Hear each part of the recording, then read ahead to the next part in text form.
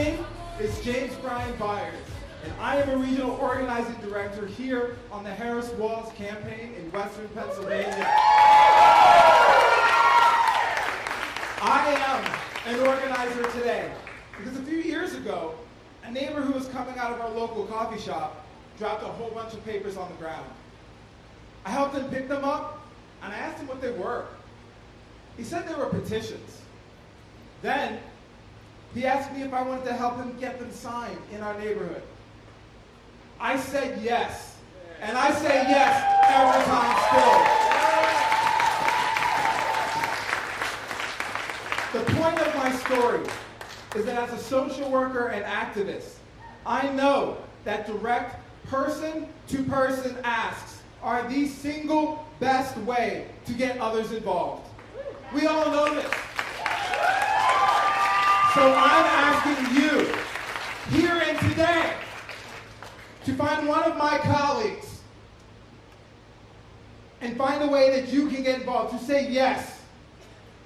Yes to helping elect Vice President Kamala Harris and Gwen Walz, Vice President of the United States of America.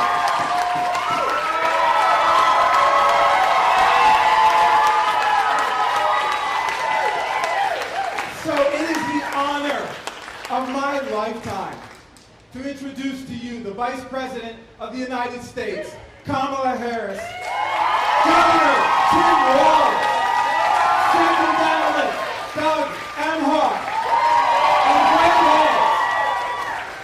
Now, as much as I was a fan of being asked to come to the front of the class, I want to hand it over to a real teacher who is passionate about teaching.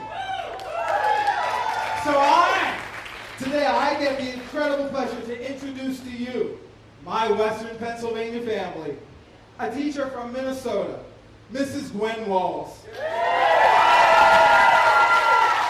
Mrs. Walz, your class is ready. How about that transition? That makes my English teacher heart sing, right? Wasn't that amazing? Good afternoon, Pennsylvania.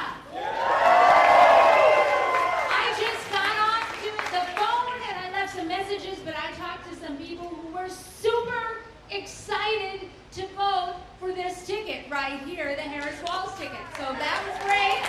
And they were also super excited to vote for Bob Casey. So yes. And I am so proud to be part of this Harris Walz team. I just can't even hardly believe it. I cannot think of a better team than Kamala and Tim. Now, Tim only joined this ticket a little more than a week ago. Woo! Woo! It's been quite a week. So I just want to introduce myself. Like many of you, I wear many hats.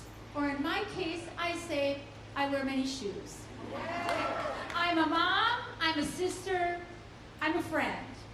I'm a retired military spouse, and right now, I'm the First Lady of Minnesota, which is a great honor. Thank you. But through all of those things, and for most of my life, I've been a teacher. And that's how Tim and I first met. We were both teaching in Nebraska. He was teaching social studies, I was teaching English. Our students were really invested in how cute they thought this story would be, right? We even shared a classroom. It was the old choir room, and they put a divider right down the middle. His classroom was on one, mine wasn't on the other. Only that little thin divider. And I'm just going to tell you this. His class was a little louder than mine. But there was a lot of energy.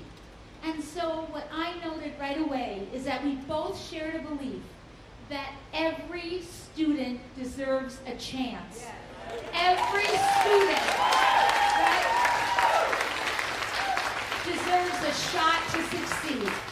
It's a commitment that I know Vice President Harris shares, and I think Mr. Emhoff does too.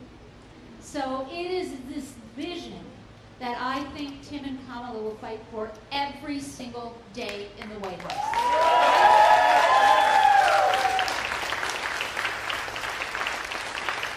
One other little thing I I want to tell you about me is what my mom often used to say to me. She would say, Gwen, do the work that is in front of you. And I used to think that was the dishes, right? Cleaning my room. But what I realized, it was much more profound than that. It was about how I saw the world and what I thought about it, and what my vision for the world might allow me to see and do. So today, there is a lot of work in front of us. My mom would still say that. So I'm asking you to go ring some doorbells and knock on some doors. Let's talk to our neighbors. And let's not stop till this work in front of us is completed and done. It's why we need Kamala and Tim in the White House. And together, we are going to win this thing.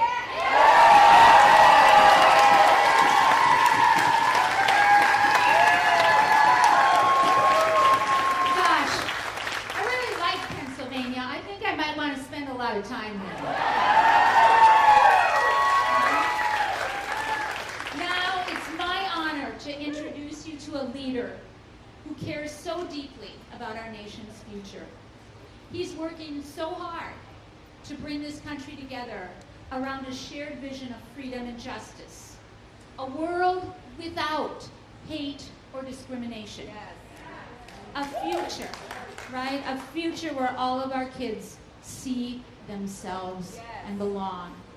And he is setting such a positive example for my son and for boys and young men all over this country. Really, for all of us. I've only known him a short time, but I am inspired. Friends, will you please welcome my friend and a man who will make a mighty fine First Gentleman of the United States. Emhoff.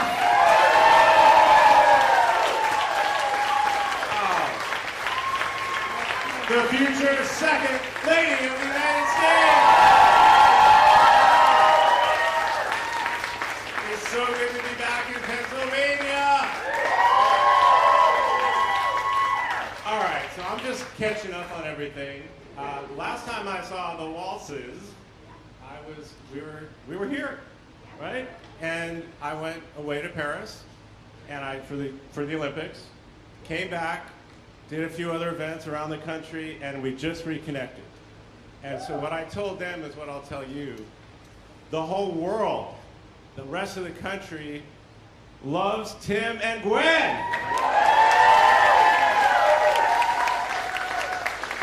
Just to feel the excitement, the enthusiasm about this ticket is just incredible. And just getting to know you both just over this past week or so, I can see what the rest of the country sees. Just they're real, they're authentic, and watching the two of them speak with Gwen and her family behind the camera, just watching you, watch him, and watching your kids, watch their dad up there in awe.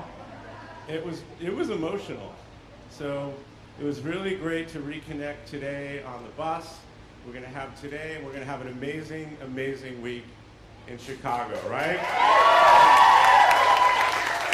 And Tim is unbelievable. We bonded almost immediately, but I actually met him when I was traveling to Minnesota, second gentleman, doing an economic tour. And I saw the governor there, and we were talking about how great of a governor he is because the economy is so fantastic in Minnesota. And he's going to bring that same kind of passion when he is the Vice President of the United States. And again, we really bonded. You saw me get up on that stage, and we just hugged it out. A few of my friends texted me, it's like, what's the deal? Like, I've known you for 20 or 30 years. You've never hugged me like that. Well, you've never been a vice presidential candidate before on stage. But we reconnected here, and it was my honor to see Tim see his first full-figure cutout, which is in the campaign office. And I said, dude, you made it. You got a cutout. So without further ado, I want to introduce you to the next Vice President of the United States, Tim Walz. Oh, man. It is. Doug gets the bro hugs. He brings it. So, well, thank you, and it's true. And to Gwen and Doug both, all of you, none of us do this alone. We're all in this together. I think this is a room that knows this campaign will be won in rooms just like this all across the country. It'll be run with people sitting on the phone banks in there, dialing numbers, and people picking up the phone on a Sunday and having somebody say, do you have a minute to talk about the future of our country?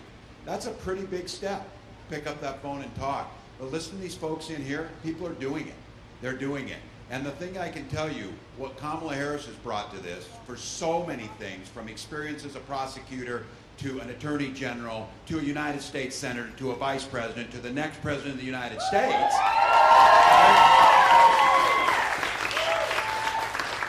There's that resume, which is out without question.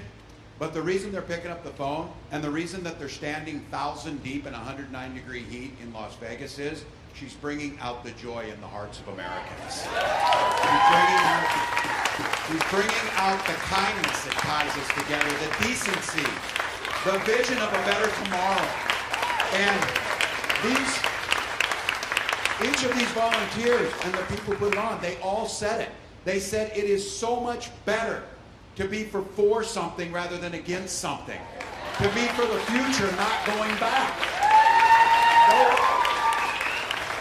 That's what people know. And we, some of us who have less hair and are old enough, can remember when you could go to Thanksgiving, watch a Steelers game with your relatives, and not complain about politics the whole time. Not be on each other's neck. Because you shared a commitment to democracy, a commitment to personal freedom, a commitment to public education, a commitment to infrastructure. We don't call each other names. We don't do it. And we don't use the least fortunate amongst us as punchlines for our jokes because they're our neighbors. They're our neighbors. And so you're getting an opportunity to see the best side of America. And for the young people here, they maybe haven't seen a campaign like this because of COVID, because of the things that's happening. This is a chance to bring out that joy, turn the page, and look to the future. This idea of going forward. So, Doug is right. He told you. My kids were backstage in awe. He didn't tell you. They were probably in awe because they could not believe that I got through that thing and through that speech. That was amazing to them. But I'll tell you what. They have felt part of this family because they can feel the decency radiating off these people. They can see the commitment. They know that children matter. They know that family matters. They know that individuals matter. And this leader knows that it's not any of government's business to be in your health care decisions. Those are your decisions. And this is a leader who celebrates love in all forms that it comes by. That we love each other. And for the young people, you hear somebody talking about this, we have the right to send our children to school to be free from being shot dead in their classrooms. That's what it is. And this as a nation can ensure clean water, clean air, and a bright future for our children. So I have to tell you, we got 79 days, and you'll hear me say this. Doug's going to correct me on this. I say, that's easy. We can sleep when we're dead. Doug said we can sleep on November 6th after this election is over, so you may be right. But look, coming into football country and being an old football coach, there's an old saying, you don't hope you're going to win, you prepare to win. And you give it the best you've got. And you know when that game's over, you want to know you left it all on the field. And that's all we're asking. Let's leave it all on the field. Let's get this thing done.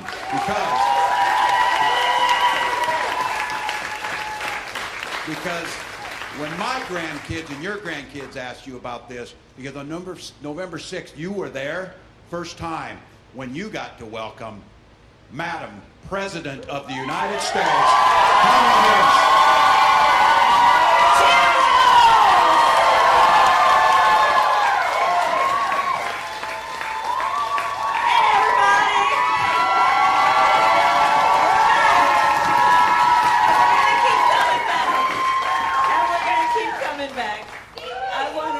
I want to thank everybody. I want to start with Tim Walz. Isn't he fantastic? I like to call him Coach Walz. And you know, he's done so much for our country, and he's going to make an extraordinary Vice President of the United States. Gwen, I mean, girl, you just killed it, I'm telling you. I mean, you know, there's something, I don't know, my first grade teacher, Mrs. Frances Wilson, attended my law school graduation. I just love teachers. I think anyone who decides to become a teacher, it's one of the greatest gifts that one has that they give. And I thank you, Gwen, for doing all that you have done. Thank you. And my husband is Doug. You are doing so much, and you've been traveling all over our country, and I want to thank you. And you are going to yet again make history as the first gentleman of the United States.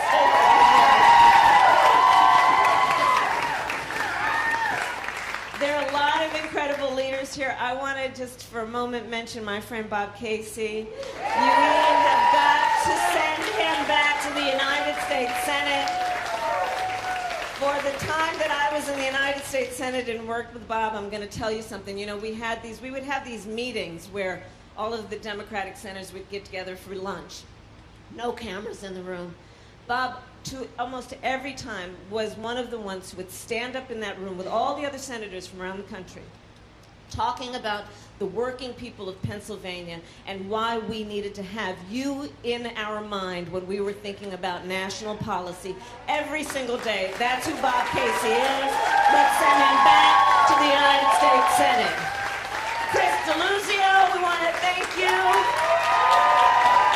What he is doing in the halls of Congress, again, I mean, you sent some fighters to D.C., Pennsylvania. You sent some fighters to D.C. Your next Attorney General, DePasquale, where are you? I've done that work. I know what it requires, and you're going to be outstanding. So you've got a lot of work, Pennsylvania, on your shoulders right now that you're carrying, and you who are here volunteering to do this work. And we're going to get it done. And Malcolm Kenyatta knows exactly what I'm talking about. I see him almost every time I come into the state. So I want to just address you all right now as the volunteers. You know, Tim said it. This campaign for us is really born out of love of country. We all here, we love our country. And we know our country is going to be as strong as our willingness to fight for it. And to fight for what we stand for. You know, when you know what you stand for, you know what to fight for. When you stand for working people, you fight for working people. When you stand for freedom, whether it be to make decisions about your own body or love who you love, you fight for those things.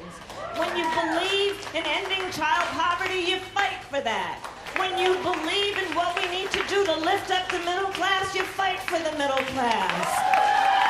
These are the things we stand for, and these, therefore, are the things we fight for. And that's what our election is about. Our election is about understanding the importance of this beautiful country of ours in terms of what we stand for around the globe as a democracy. As a democracy, we know there's a duality to the nature of democracy. On the one hand, incredible strength when it is intact. What it does for its people to protect and defend their rights, their liberty, and their freedom. Incredibly strong and incredibly fragile.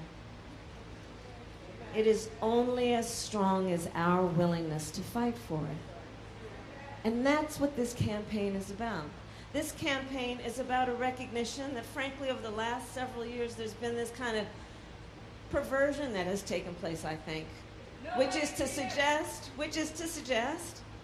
that the measure of the strength of a leader is based on who you beat down, when what we know is the real and true measure of the strength of a leader is based on who you lift up. That's what we see as strength. We know what strength looks like. That's what strength looks like. Anybody who's about beating down other people is a coward. This is what strength looks like. So we know what we are about.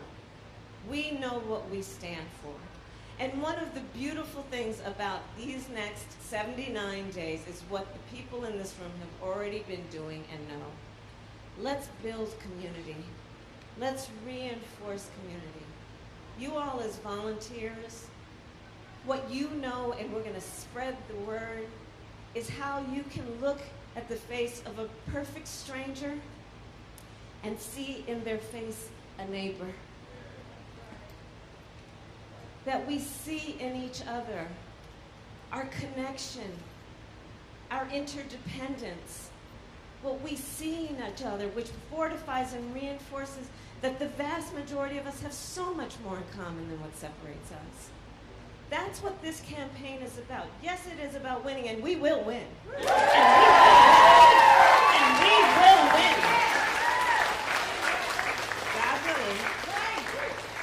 And through these next 79 days, we will continue to build community, build coalitions, and remind each other we are all in this together. So I thank you all so very much for what you are doing. Now let's get back to work, shall we?